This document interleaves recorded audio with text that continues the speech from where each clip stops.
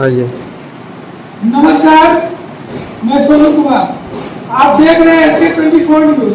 अभी हम शेखपुरा जिले के एक वैसे संस्था का परिचय देने जा रहे हैं जो परिचय का मोहताज नहीं है। प्रज्ञा पुस्तकालय की बात करेंगे। इस बार भी SSC में जो मेरिट बना है और शेखपुरा युवा का भविष्य बनाने वाले हमारे मुरारी सर भी हमारे साथ अभी मौजूद हैं और इनके पुस्तकालय से कितने युवा और कौन कौन सा पोस्ट पे इस बार अपने परचम फहराए हैं, सारी बातें अभी सर से हम बात करके आपको बताएंगे। सबसे पहले हमारे चैनल में सर को नमस्कार। सर ये बताइए, आपका जो प्रज्ञा पुस्तकालय है इससे इस बार कितने बच्चे सफल हुए हैं? कर्मचारी चयन आयोग जो इंटरमीडिएट स्तर पर हुआ था उसमें 19 बच्चे और दरोगा में 2 टोटल 21 हुए और एक प्राइमरी टीचर जो हुआ था वो सभी का सम्मान समारोह हम लोग कर रखे थे और सभी को सम्मानित किया। अभी सर आप जो पुस्तकालय चला रहे हैं ये कब से आप स्टार्टिंग किए? यह स्टार्टिंग किए थे 1 मई 1998 से। इसमें उस समय मात्र 3-4 सदस्य थे। इसमें मुन्ना जी और गणेश जी, राजनीति चौधरी, राजू जी, जो सभी अच्छे से पोस्ट पर हैं सर, कोई सेक्शन ऑफिसर हैं, कोई DE हैं। और अभी जो है भीड़ काफ़ी है और अभी कम से कम औसतन प्रतिदिन 100 बच्चे आकर के हम तैयारी करते हैं।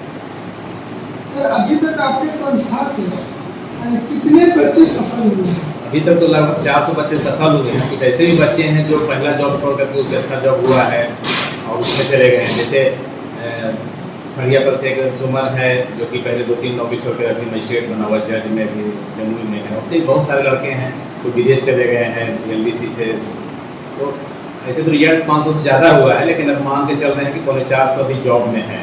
ताकि करीब 100 बच्चे जो हैं जो कि एक जॉब छोड़ करके दूसरे जॉब में गए, ऐसे जॉब मिला उनको, उन्होंने तैयारी करके तो ऐसे जॉब। सर जिस समय आप पुस्तकालय खोले थे तो क्या उम्मीद है? पुस्तकालय चूँकि जिस पुस्तकालय खोलने से पहले जब हम पटना में तैयारी कर रहे थे तो हमको जो अनुभव हुआ कि इतनी सारी मैगजीन में और जो स्वमूल्यांकन के बिना हम लोग का रिजल्ट नहीं हुआ था, तो उसके लिए हम लोग एक प्लेटफॉर्म का निर्माण किए और उसमें मेरे पिताजी योगदान दिए। वे रहने के लिए, बच्चों को बैठने के लिए व्यवस्था की और बाद में तो 3 रूम एक हॉल स्पेशल बना के दिए, क्योंकि एक समाज सेवी रहे हैं। तो उसी समय से मैंने लाइब्रेरी शुरू हुआ और उसका यही पर्पज़ था कि स्वमूल्यांकन, इसमें यह है कि अपना मूल्यांकन लड़के जब तक खुद नहीं करेंगे तो कोचिंग से कुछ होने वाला है नहीं। तो हम लोग यही व्यवस्था रखते हैं कि लाइब्रेरी में प्रतिदिन कम से कम सप्ताह में 3 दिन जो है स्वमूल्यांकन होता है। जैसे मान लिया अभी 17 तारीख से स्टार्ट हो रहा है NTPC एग्जाम रेलवे का, उसका सप्ताह में 3 दिन, संडे और आपका वेडनेसडे और फ्राइडे, 3 दिन सुबह में उसका एग्जाम होता है। जैसे कि रेलवे दिया जाता है, जस्ट उसी लाइक से लोग टेस्ट देते हैं और स्वमूल्यांकन करते हैं। और जहाँ दिक्कत होता है तो लाइब्रेरी के जो सीनियर मेंबर हैं वो दूसरे की मदद से वहाँ बताते हैं कि कहाँ क्या गलती है। सर आगे मतलब क्या सोच रखते हैं? आगे तो यही है कि बस परंपरा चलता रहे, क्योंकि अब हम भी वहाँ से पहले जितना समय दे पाते थे और लड़कों को बीच में गाइड वगैरह भी करते थे, अभी बहुत कम समय दे पाते हैं। हकीकत है क्योंकि विद्यालय के प्रधान होने के नाते बहुत सारा काम है और जैसा कि आपको पता है कि मैं अभ्यास विद्यालय का प्रधान हूँ, यहाँ के बच्चों पर भी ध्यान देना है।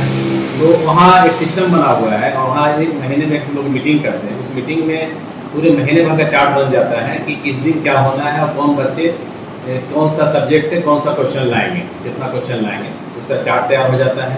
सुबह में जो स्वमूल्यांकन के लिए क्वेश्चन पेपर तैयार करते हैं उसका भी चार्ट हम लोग महीने भर का तैयार कर लेते हैं।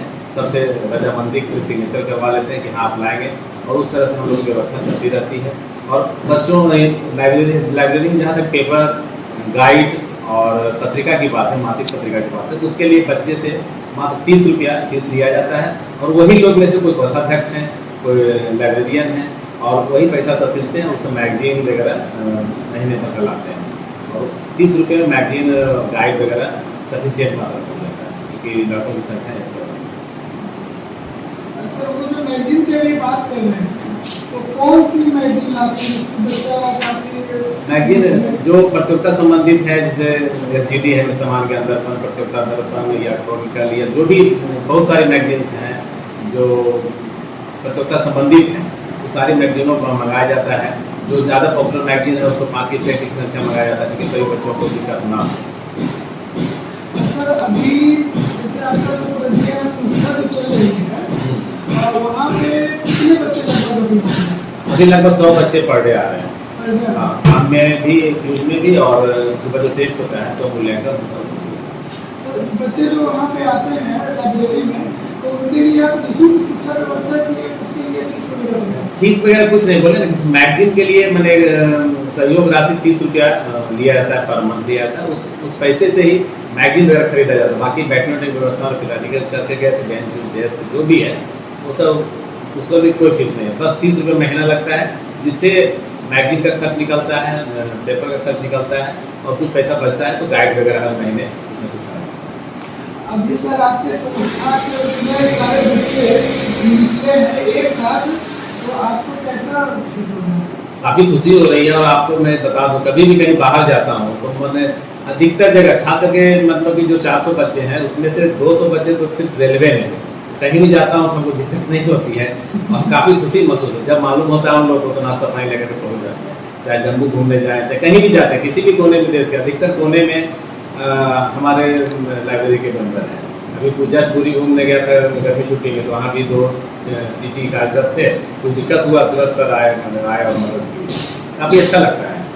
अभी जो नए बच्चे जैसे अभी आप बता रहे थे कि बीएसएससी में बहुत सारे पोस्ट है, उसमें तो कौन से पोस्ट पे सफल हुए और उनके लिए क्या शुभकामनाएं देना चाहें? नहीं, उनके लिए तो है। मैं तो कल भी उनको मैंने बुला कर जब सम्मान दे रहा था, बोले कि तुम लाइफ को एंजॉय करिए, अपनी नौकरी को एंजॉय करिए और समाज के लिए कुछ करिए। नौकरी को नौकरी मत कीजिए, एंजॉय करिए। और उनके उज्जवल भविष्य की हम कामना करते हैं कि सभी अच्छे से रहें, अच्छे से काम करें और अपना कर्तव्य का निर्वहन अच्छे ढंग से करें, ईमानदारी पूर्वक करें।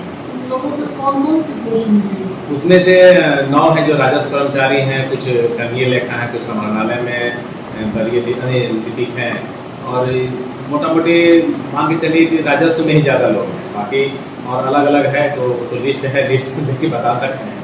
तो समाहरणालय, फिर इसमें कितनी का PhD में भी हुआ है, तो यही सब है।